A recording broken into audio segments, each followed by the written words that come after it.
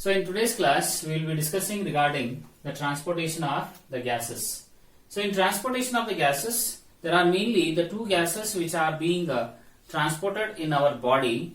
One is called as oxygen. So this oxygen is being brought from that of the atmosphere and it enters into the lung. From the lung it is being delivered to that of the tissues, and meanwhile the carbon dioxide, the other gas, so this is being formed in the tissues, and from there it enters into the blood to alveoli, and from the alveoli it is being sent out.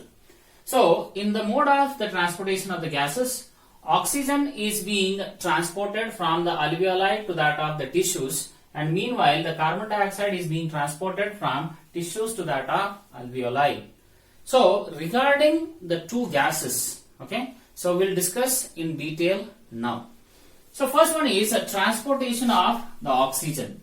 So transportation of the oxygen occurs in by the help of two steps. The first step is said to be by the help of a physical solution, or it is called as the plasma, where when the oxygen enters into that of the plasma, it diffuses with that of the plasma, and thereby from the alveoli,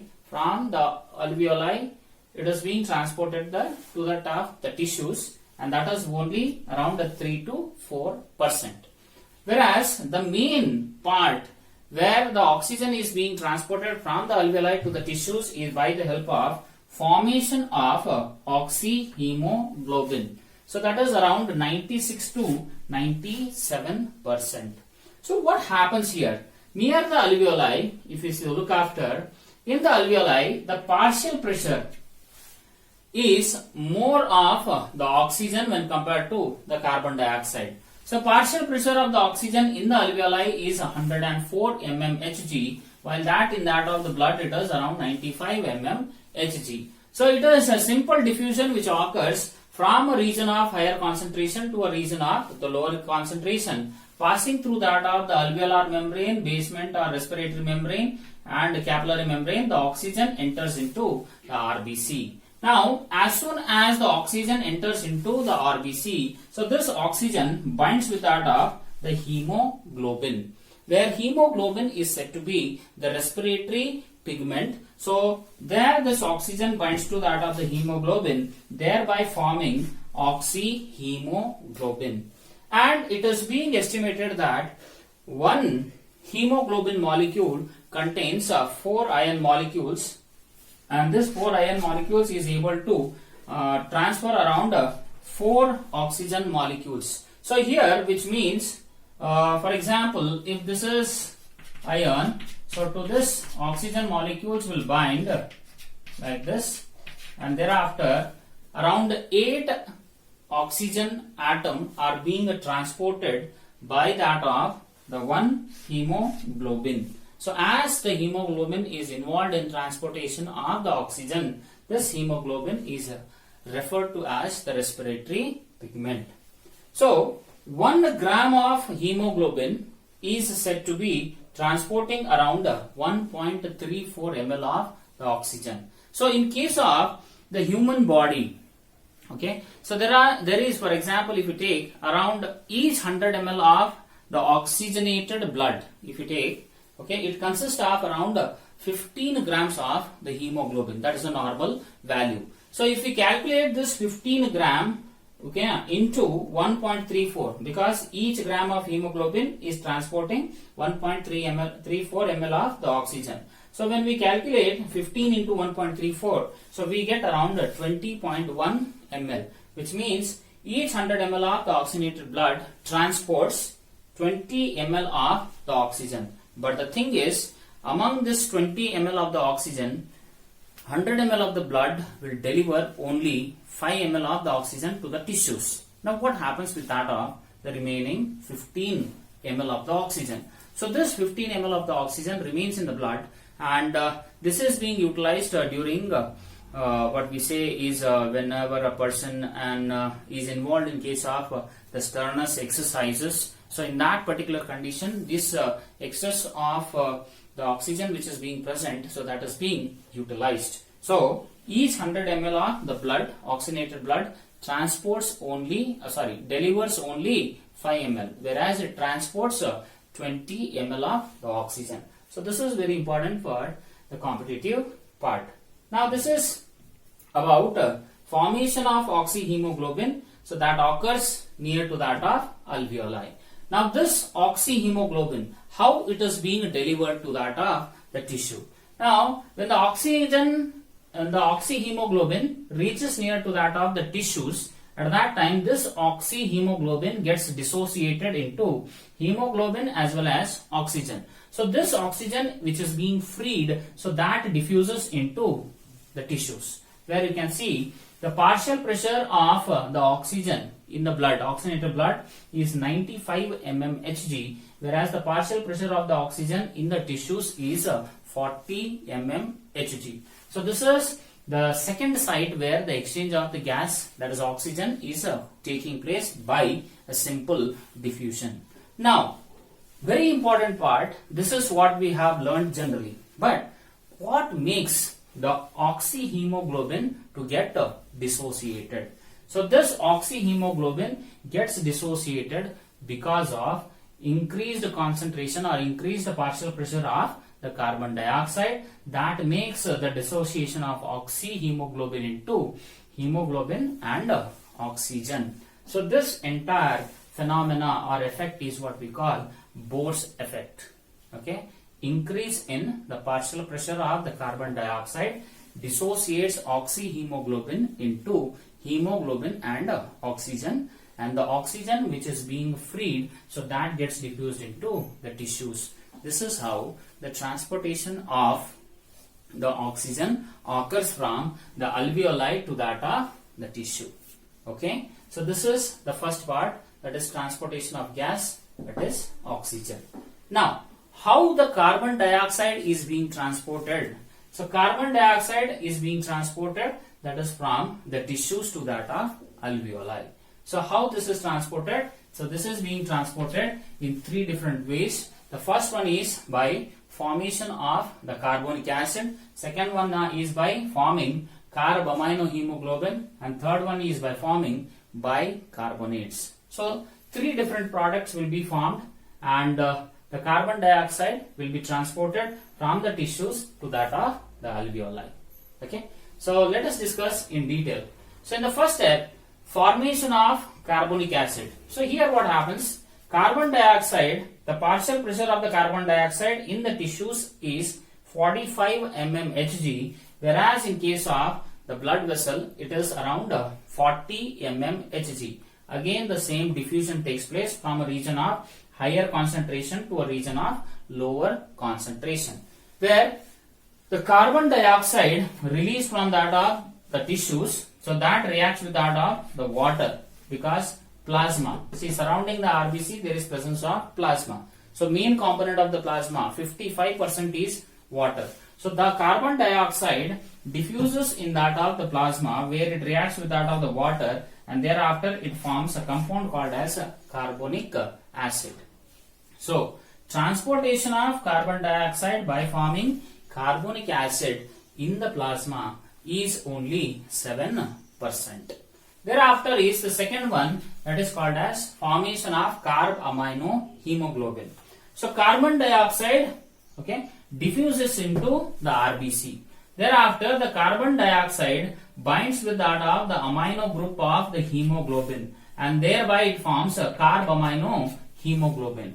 So by forming carbaminohemoglobin, transportation of carbon dioxide is only 23%. So in case of the plasma it is by 7%, and by forming carbaminohemoglobin it is 23%. So together it constitutes around 30%. So what about the remaining 70%? So the major part, the major transportation of the carbon dioxide occurs by forming bicarbonates. So what happens here?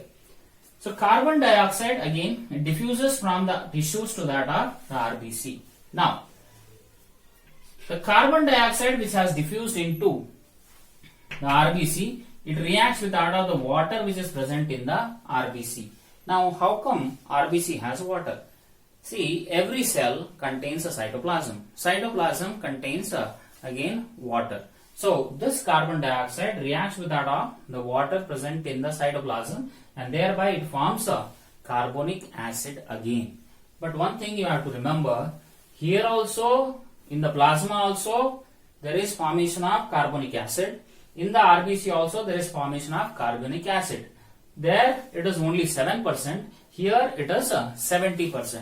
Why it is so? That is because in the RBC there is presence of an enzyme called as carbonic anhydrase.